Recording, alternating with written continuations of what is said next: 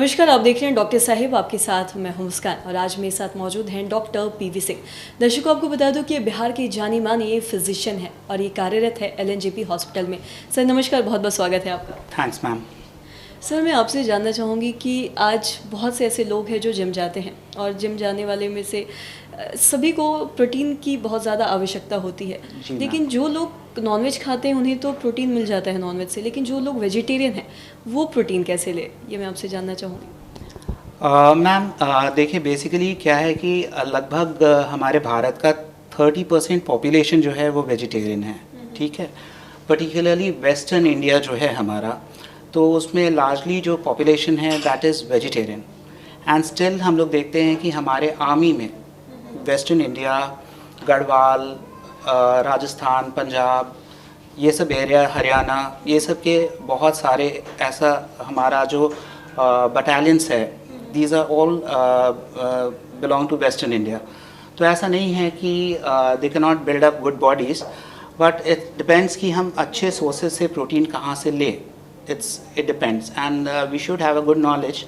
तो बेसिकली ये ज़रूरी है कि ऐसे तो बहुत सारे वे प्रोटीन सप्लीमेंट्स आजकल बहुत सारे मार्केट में हैं एंड दे प्रमोट कि हाँ भाई ये सारे वेजिटेरियन सोर्सेज से ही डिराइव्ड हैं। ठीक है, ऐसे बहुत सारे companies I won't name because that is not ethical to name any company.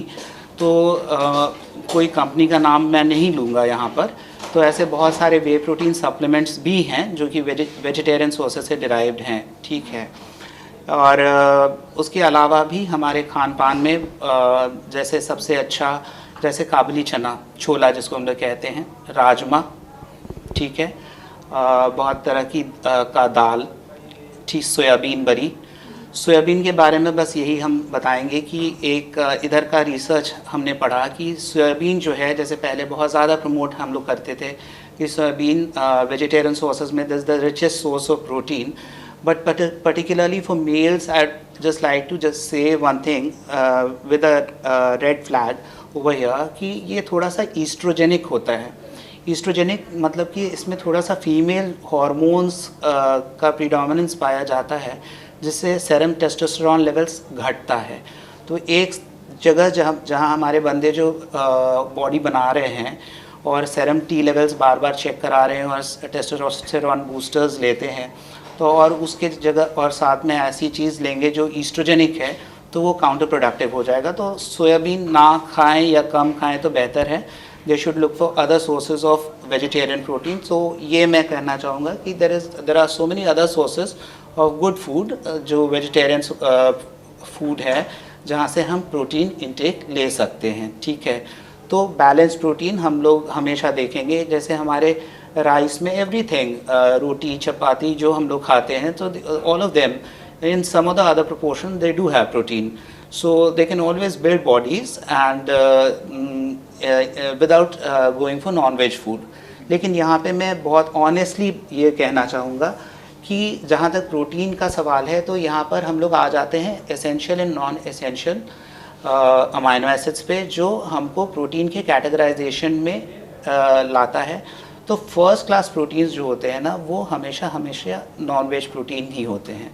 तो जो नॉन वेज प्रोटीन होते हैं जो हमें एनिमल सोर्सेज से मिलते हैं, वो कभी हमको वेज सोर्सेज से नहीं मिलते।